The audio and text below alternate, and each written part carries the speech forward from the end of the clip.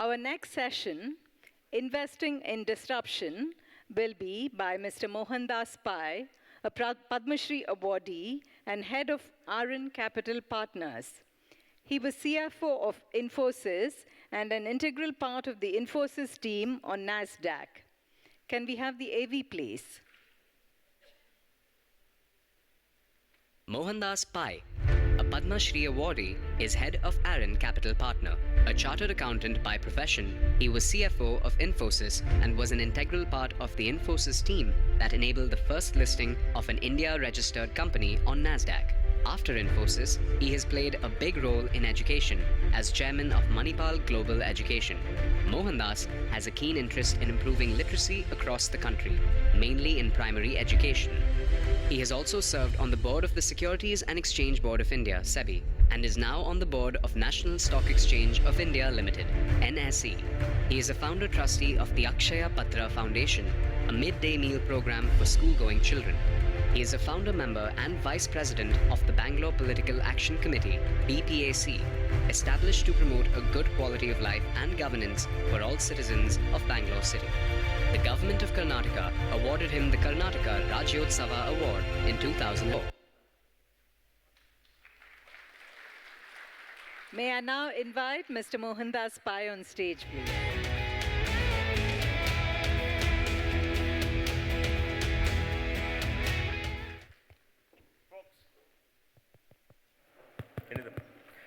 Folks, it's good to be here, especially at this point of time. I think Ravi gave us a great overview of what's happening in some part of the world. But let me explain about global trends, about disruption, then come to investing in disruption.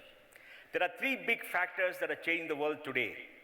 The first, surprisingly, is demographic change. Look at the world.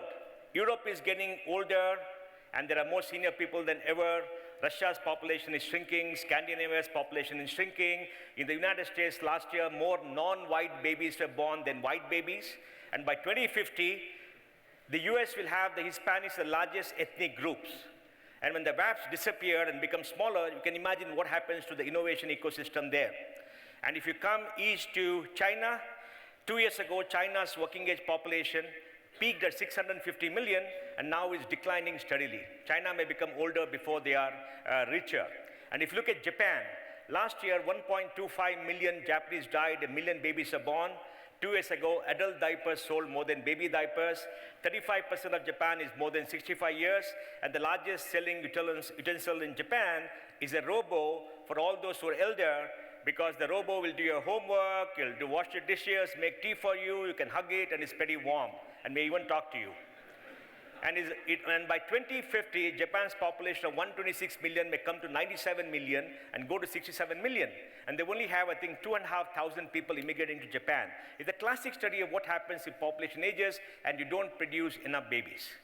And if you look at Africa, Africa is growing. Now, Middle East has got something else. But the world's population of 7.6 billion today may not go to 10 billion by 2100. Sanjeev Sanyal says it may go to 8.7 because population is aging very, very dramatically. And people, of course, are living longer. If you look at India, India is a very strange case. India's population is growing at 1.3%. And if you look at the whole of South India, Maharashtra, Karnataka, Andhra, everywhere, the TFR is 1.7. West Bengal TFR, total fertility rate, is 1.6. And people fear that the Bhadralok may disappear by 2050 because they're not producing children, and the young folks are coming to Bangalore to work in the IT industry. And they still engage in the great debate of 1947, why the British left India. And if you look at Punjab too, is 1.7. Bihar is 3.5, UP is 2.6, Rajasthan is 2.4. You know, the southern states were 30% of India's population in 1971. In 2011 census, they're 25% of India. And the political scenario, Shekhar, is so bad that the urban population today is 26%. Is 35%, 26% of votes. This is frozen till 2030 under the amendment in Parliament. So in Parliament, when we are 20% of India as an urban population, we'll have only 26% of votes. And these were frozen first in 1978. So if you look at this demographic change will change the way the world is, and we got to take care of that. The next big change is, of course, globalization. We've seen the benefits of globalization over the last 30, 40 years, but The benefits have accrued to a small part of the population who had education and skills and were in the markets. A large mass of people at the bottom have not seen their incomes go up dramatically as earlier. The baby boomers in the United States have suffered the most because they've not seen the income go up for the last 15 years. So you're seeing an anti-globalization move.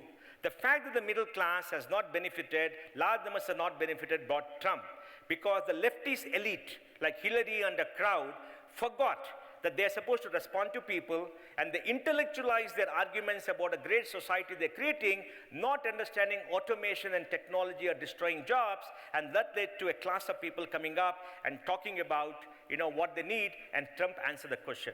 You saw that in Brexit. You saw that in India, when India went right because Modi got the message right, and we had this elitist crowd in Delhi with the media, not Shekhar, everybody else, who keep talking about how India is and the idea of India, forgetting the idea of India that all of us wanted for ourselves. So you're seeing this kind of anti-globalization come in. The treaty in the Pacific is gone, and Trump is talking about creating barriers and walls all around. Now, this is a very serious development because after the war, we had globalization, opening of economies, and if we see this pushback, we've got to see what is happening. The third big disruptive thing globally is technology. And technology is changing the way, and I'm going to talk about it in a very different manner as we go along. But believe you me, this is going to significantly change the way we live. Now let us look at some industries which are getting disrupted. Oil. Oil is a $6 trillion industry at $100 a barrel. Now it's come down to $50, and it has become a $4 trillion industry. All right? The world consumes 92 million barrels of oil a day. The United States was the exporter of oil till 1971 when they banned oil exports. Now in the last 10 years, because of fracking technology, production has gone up from about 4 million barrels a day to 9 million barrels. And now shale gas and shale oil is viable at $45 a barrel. Now the OPEC is coming with this cartel and trying to raise the price up, but I don't think the price will go to 55, 60 because shale gas will come back, and if 2 to 3 million barrels of oil come, it's going to reshape the entire supply dynamics. And we need to remember that shale gas and shale oil came because of technology called fracking, where you drill vertically and horizontally and break into pools of rock and gas available in small ways.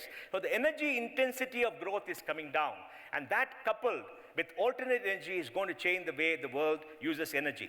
2 years ago, alternate energy had more investment than coal-based energy. And people believe by 2030, 30% of world energy will be alternate energy.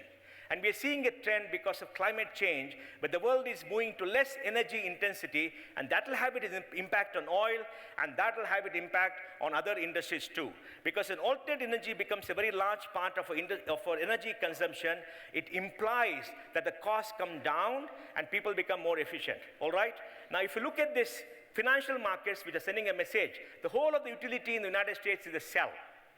In Europe, E.ON, the largest utility company, which is in Germany, saw itself breaking up and taking its generating plants and its transmission plants into one company, and then taking the distribution and alternate energy to another company, and the value differential becoming very, very high.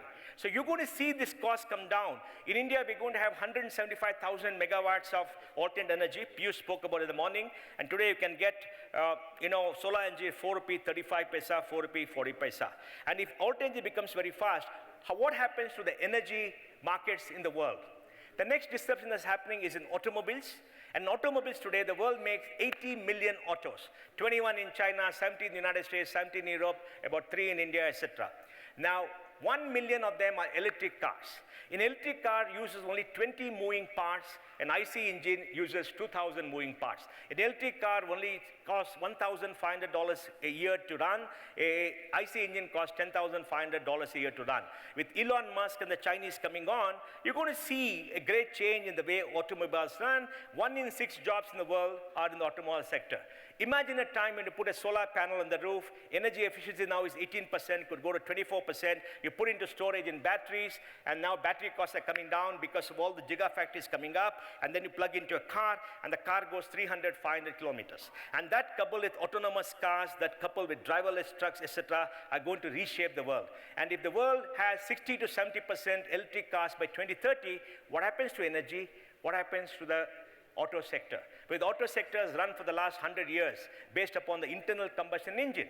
And there's a lot of engineering going there. And that, I think, is going to change these two sectors. The next is manufacturing. Ravi spoke about Industry 4.0. That's an interesting development where you're going to have sensors, live information coming in, and reconfiguration of the assembly line. But also, you're going to have 3D printing. Manufacturing has been reductive manufacturing. You take a piece of ore, make it into iron, then cut the parts and make it into a part. Now we're having additive manufacturing. It means that you take metal powder and plastic powder and using a machine, 30 micron to 50 micron, make the parts. So rocket engines have been made by 3D printing. Then you've got racing engines made by 3D printing. You've got parts of the skull made by 3D printing. Hip bones have been made by skin printing. And you're going to try to make blood vessels by 3D printing. Chocolate and houses have been made by 3D printing. Today the world uses 3% of manufacturing is 3D printing. Now the world worked on with the supply chain of the industrial era. You had parts coming here, designed by somebody, assembled by somebody, everything done, then the entire supply chain, right? The supply chain to distributors, warehouses, finance, etc. Imagine you can go to the web and get a car design the way you want it, bespoke, press a button, and the next door the car is printed out for you in 24 hours. Then what happened to centralized manufacturing? What happens to everything else? And I just read there's a company in Bangalore, Kiran, which is trying to grow some liver parts by 3D printing. You must have invested in that company, Palladium or something. You must be knowing all this stuff. So you're going to have this kind of a 3D printing coming out along with robotics. You've seen how robots are coming up. China is in the heart of the robotic explosion. You know, the company that makes iPhones in China, what is that? Huh? Foxconn. Foxconn replaced 50,000 young girls with robots. And they're going to replace 500,000 young girls with robots because these young girls are asking for a salary raise. They don't want to work 12 hours, 6-day weeks. They're talking about something called work-life balance. You heard about work-life balance? Forget it. There's no work, there's no life, there's only whatever it is, okay? So the robots are coming in a big way. And the robots, along with artificial intelligence and ML, is going to change the way because once you add intelligence to machines in Industry 4.0, it becomes very different. So the whole manufacturing sector is getting disrupted. Adidas announced they're going to shift all their shoe lines from China and the Far East to Germany, and it's going to be entirely done by robots. Industry is coming back to the United States, except jobs are not being created because it's going to be run by robots. So Thomas Piketty was right when he spoke about capital in the 20th century by saying that the people who use capital have seen their income grow after Thatcher and Reagan, and the bottom and the people with labor have seen their income degrow. The last 150 years were a battle between capital and labor, right? Labor was coming up because of the Bolshevik Revolution, because of Karl Marx, because of socialism, the two great wars. Then after Reagan and Thatcher, capital is winning. And that's why you have the Occupy Wall Street, the Occupy movement, all kind of movements from the world with people reacting, and that means less jobs, greater inequality. 1% of India owns 50% of India's wealth, and that is most of you in this room. So you're going to see this kind of disparity in manufacturing. Come to life sciences. In life, most important asset you have is your life. You want to live longer. A child born in the United States today can live up to 100 years. Now we got genetic testing, genetic medicine, where you get bespoke medicine based upon your DNA. And also you can get your genetic test done and get designer drugs made for you.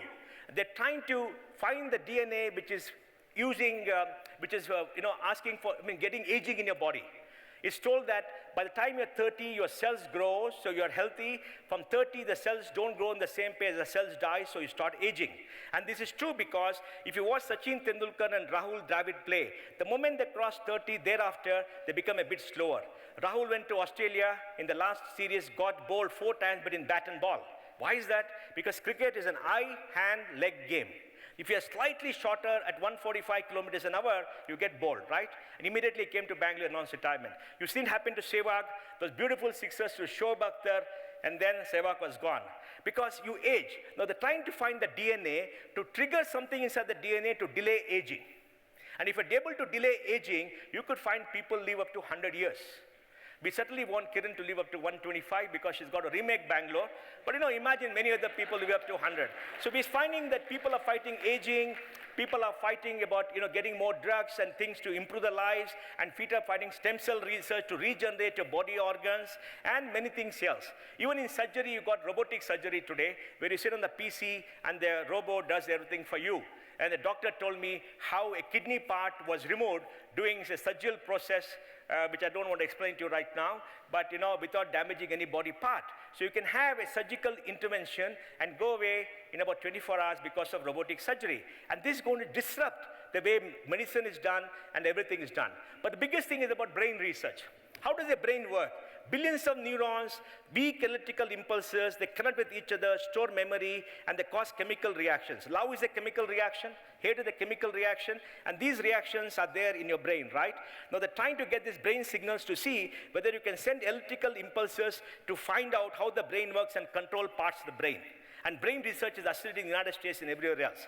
And people are pouring money into life sciences, so the entire life sciences, your life is going to get disrupted. People with money are going to live longer. For a billionaire with 92 years, what is the most important thing in his life? One more year of good life with a lot of luxury, right? He's willing to pay $10, $20 million for a dose, which gives him one more year. And the more billionaires than ever in human history. So life sciences. The next thing that you see is in, let's say, financial services. Financial services is getting disrupted because the entire banking sector was based upon control of the payment system, control of the liability side and the asset side. The payment system is now getting disrupted by mobile financing, UPI, transfers, remittances, etc. And then the deposit sector is getting disrupted by securitization and by disintermediation. And the asset side is getting disrupted by credit scores and electronic lending. So the entire industry, which has been built up with high quality jobs, people coming to IM and offering all this fancy jobs in investment banking, etc., are going to slowly change. And we're seeing this dramatic change. Peer-to-peer lending is coming, mobile lending is coming, and we're going to get more of this stuff. But the most disruptive thing happening in financial services is disruptive capital. We have $13 trillion of government securities at zero interest rates, right? Because of immense liquidity. 4 trillion in the United States, 2 trillion in Europe, England has got 2 trillion, Japan has got 2 or 3. Now all this sloshing of money because of QE is creating a liquidity upsurge and interest rates are coming down. When they come down, people can borrow shorter, put more money into startups, put more money into innovation. So innovation cycle, 36 months are coming to 18 months today, and with more money coming in, and with big data, you're going to see a churn with a lot more innovation coming in every single way because of all this financial investment. So disruptive capital is driving change. Please read Raghuram Rajan's book, Saving Capitalism from Capitalists. I think he's far ahead of the game and he spoke about it. The next thing that's disrupting industry is about IT. Look at the quantum of memory in IT. In the cloud, you can get unlimited memory. Now today you've seen Watson defeat the biggest Go player, Watson other machines, the best Go player, the best chess player, etc. Now Watson can do oncology with 45,000 tests. So if you diagnose a person, put the diagnosis into Watson, Watson spits out an opinion in 21 seconds. And if you're able to use big machines with unlimited data to do crunch data, find out patterns and do everything else, you can simulate real life experiences. And using artificial intelligence, which is building blocks to find patterns and to recognize and do predictive analysis, and machine learning where machines can be trained for more and more instances as against garbage in, garbage out in the old way, you're going to find a remarkable use of IT. And IT costs are coming down dramatically. Today you can have a startup for $1,000 because you don't require a data center, right? You just go to AWS and take some capacity and start it up. And that accelerates innovation in a big way. And this IT is driving all this change across all sectors, including autonomous cars and all that. The world has 6 billion mobile phones, 7 billion people, 4 billion people on the web, and if everybody is connected on the web, imagine what happens. Prime Minister Modi got it intuitively right when he spoke about digital India. What is digital India? 1.27 billion people connected together on the web with a cheap mobile phone and with data plans, cheap data plans. A smartphone can come to 3,000 rupees. A data plan is 100 rupees.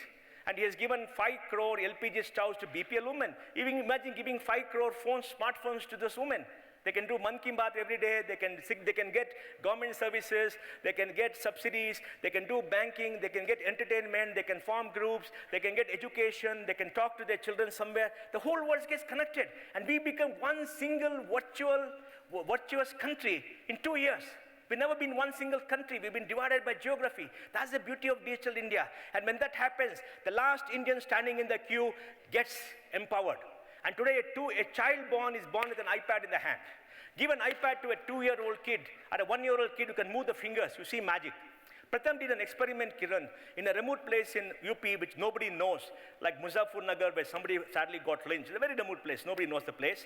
They got 3,000 iPads or tablets with a software, with a password given to children. The children broke the password code in 15 days. They'd never seen a tablet before. And then they did some remarkable things in terms of creating content. And Pratham had to tell the trainers to keep away and not harm the children because they've been taught how to tell the children what to do. And we're seeing this kind of disruption because of digitization, internet in education.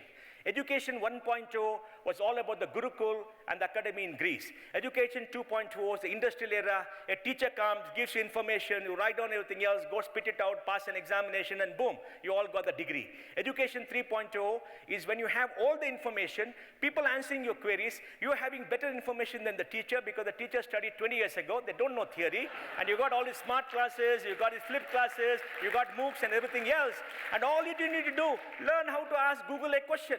And Google gives you the answer. Why should you get all the information? Why should you get everything into your head, right? And maybe tomorrow you can have a chip in your head where everything is beamed into your head. And if that happens, how do you teach people? You teach people how to access information, use information to solve real-time problems, and become a problem solver. That is education 3.0. So education gets disrupted. Imagine getting a virtual degree, Kiran. All the universities, you certify all those courses and give them credits, right? Then you have a designer degree. I want to get a degree in nuclear physics, with music, with logic, with dancing, with cricket, and maybe biotechnology, IT, or whatever it is. So I do all these courses, I get all the credits, and this university gives you a degree. And as employers, we take what we want.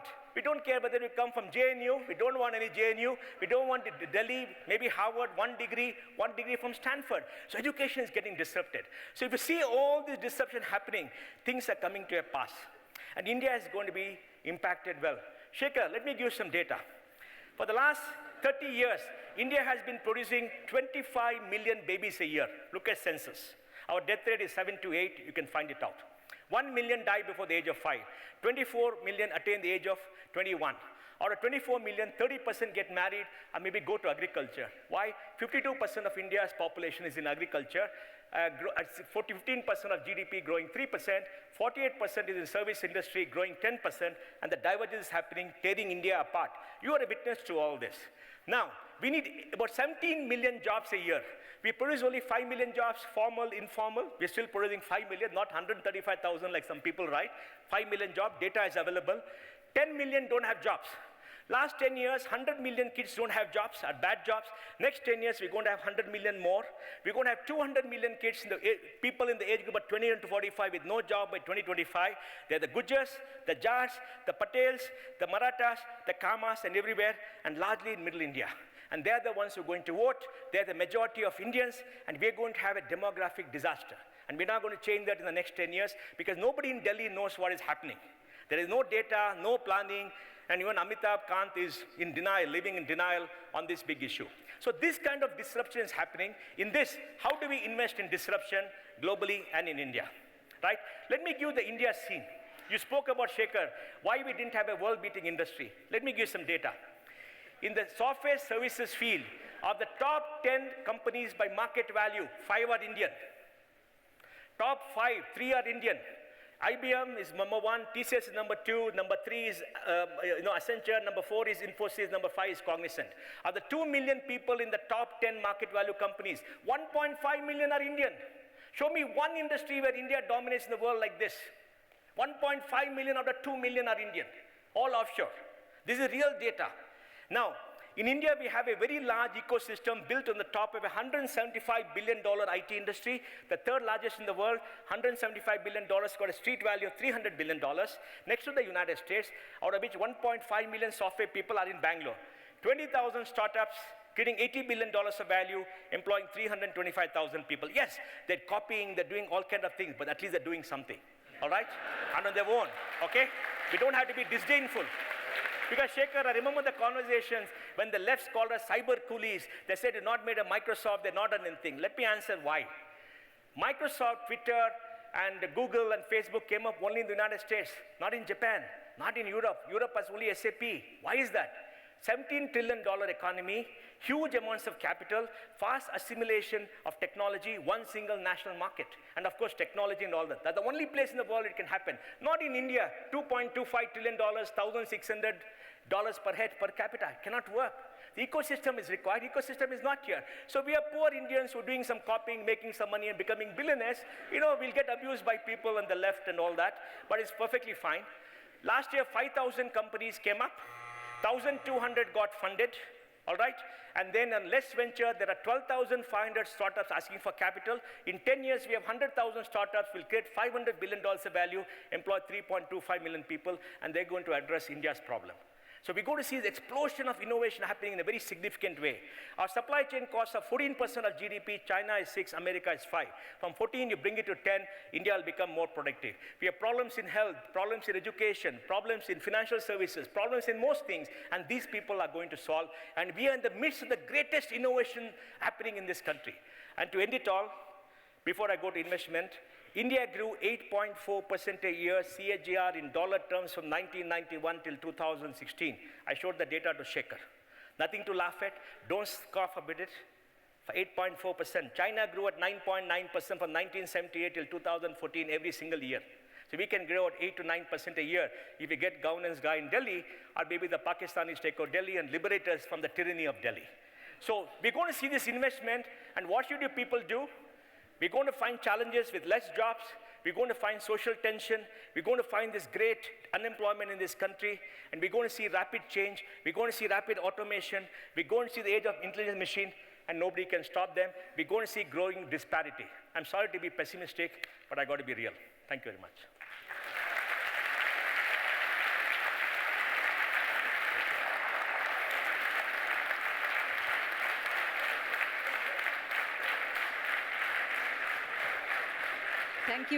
Thank you, Mr. Pai.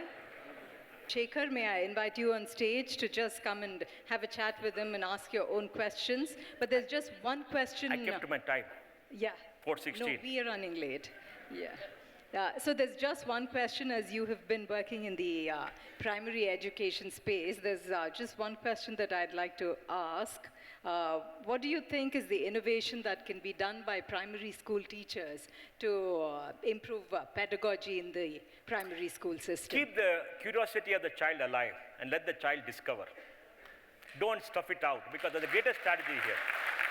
All our minds are stuffed with all irrelevant stuff, and patterns have already formed in the mind. So allow the child to ask questions, ask the child to come out, learn, be fun, and be curious, and you'll see a very remarkable change. You don't require all the information that they teach you in class 1 to 12. Thank you, Mr. Pai. It's over to you, Shekhar. Which reminds me, our hostel warden was an inorganic chemistry professor, a well-known professor. And one day we stole his notes. I think he had fined us for boiling milk in our rooms. So we stole his notes, and we found, these were quite weather-beaten notes. In one corner, we found in the margin a note. Students are getting bored, Birmingham joke. So even his jokes were the same year after year. So he would tell his joke about Birmingham. So Mohan, delightful presentation, but I'll ask you sort of a Dilli wala question, that I can't conclude whether you're pessimistic or optimistic. You see, I'm optimistic about the part of India, the southern part of India, because I think our GR is 30, we are producing graduates, and in Tamil Nadu, the gross enrollment rate in 1823 is 46. That's 46% of children in the grade 1823 go to college. That's remarkable. Half of them may drive Ola and Uber, but that's different, but they still go through college. See, I'm very optimistic about the south, very pessimistic about middle India and eastern India. I don't know what's going to happen, because culturally we are very different people.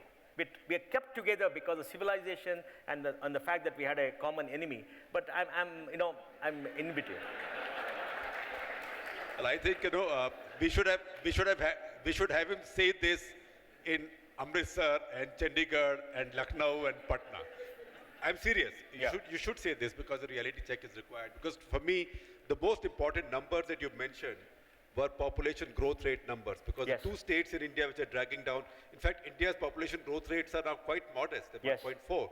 And let me give you another data. We got 935 women per 1,000 men, 2.3 TFR, and maybe on those women, that means we're actually below replacement. Yes, We're very absolutely. close to replacement. Absolutely, and that's why, I think he and I both engaged with our minister who was saying, let's have compulsory limit to children, because that's not required right now. If only two states get their act together, UP and Bihar. UP and Bihar. And sadly, Shekhar, media in Delhi thinks India is only UP. You go 50 kilometers outside Delhi and say, this happening, India is on fire, India is this, India is intolerant, India is happening. I'm staying in Bangalore, nothing happened. Why am I intolerant? Well, I think your problem in Bangalore is nothing happens. You'd like someone. That's what worries Kiran and you and all of you people. So, is there something in Indian skills, or is there something cultural about India that will specially enable us to take advantage of the big disruption that's coming? Can we go back to some traditional skills? For example, handlooms died when mechanical looms came, but then handlooms came back as a premium thing. So can some of this Yeah, come back? Shekhar, I mean, in the previous session we talked about making manual typewriters. Yeah, I know. Shekhar, I believe that India's great strength is the ability of its people to take pain. We can take pain. We stand in the queue for 2,000 rupees, we don't write on the street. We can take pain in the hope of a future. But we only take pain, and at some point we'll give up. No, hang on. Now, if you see, India has got 200 million artisans. If you look at how Indians lead, 200 million artisans all over India. If you can get them the power of technology, get them web pages and get them payment gateways and do all that under digital India and connect them to global markets, you suddenly find empowerment at the bottom. It is the feudal structure that holds people down, where money and the control of the market is the small group of people, like the baniya, I mean not the baniya, the bayas. That's right? okay, that's okay. No, not the baniyas. I mean, artiyas. Baniya and bhaiya, huh? No, sorry. I don't mean baniyas. No. Who are the people who handle the food grains? Artiyas. Artiyas.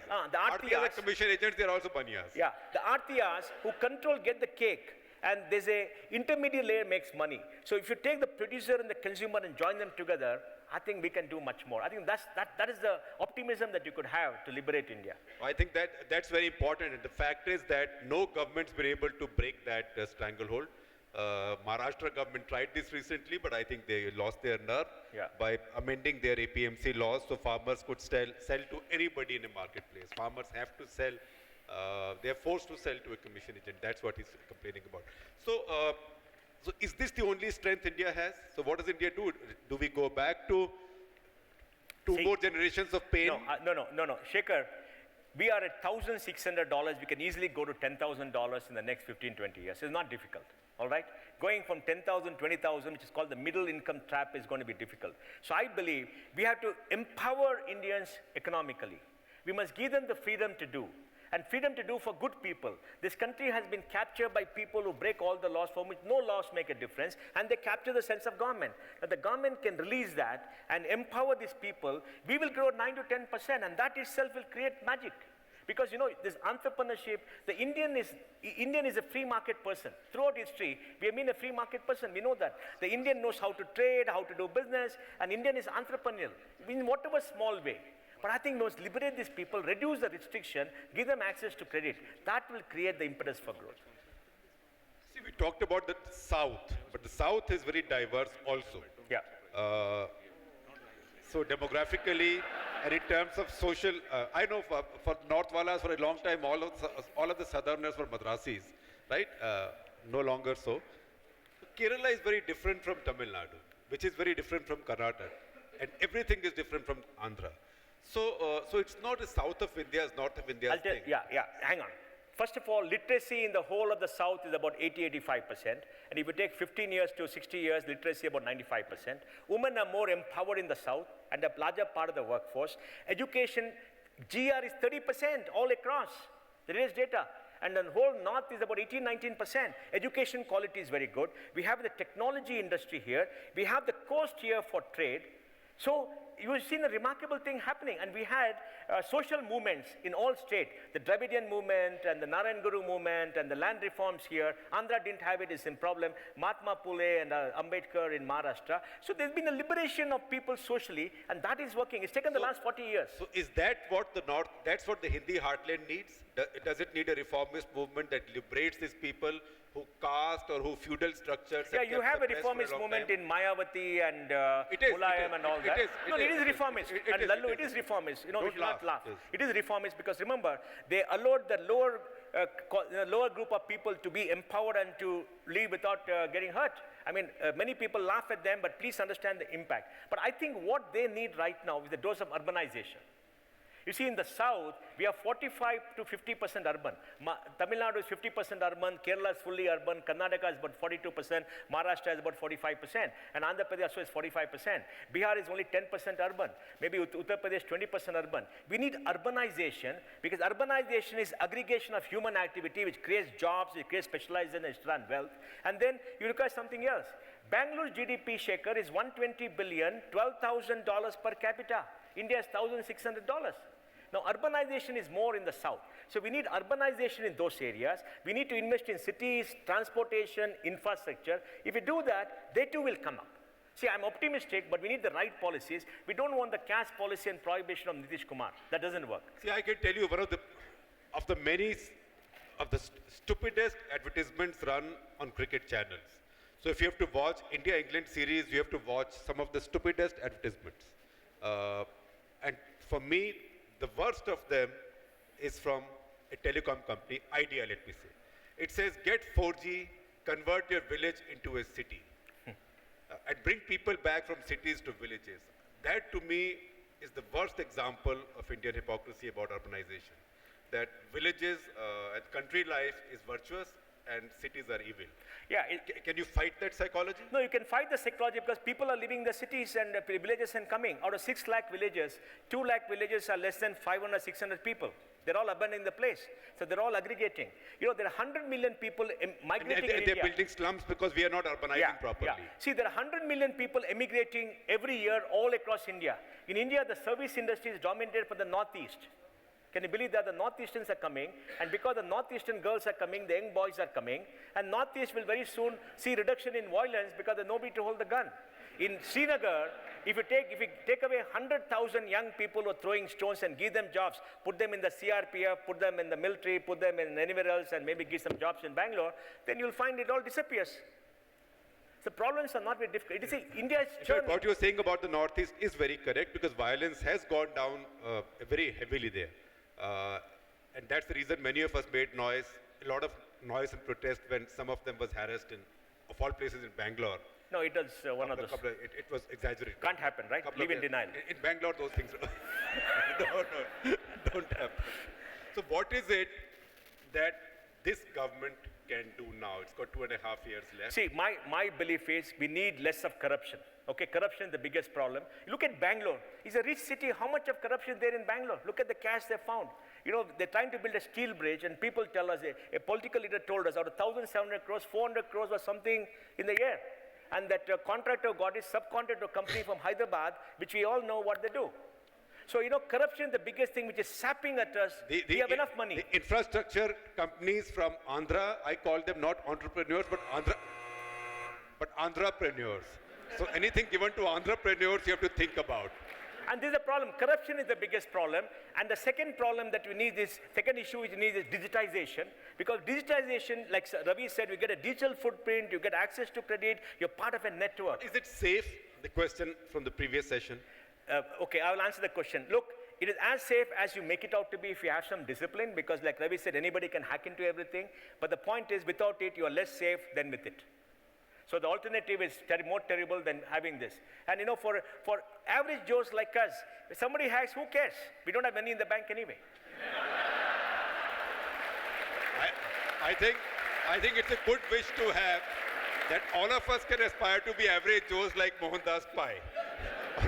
On which aspirational note, Mohandas, thank you very much. Thank you, Shekhar. Thank you. Thank you, Mr. Pai. Thank you, Shekhar.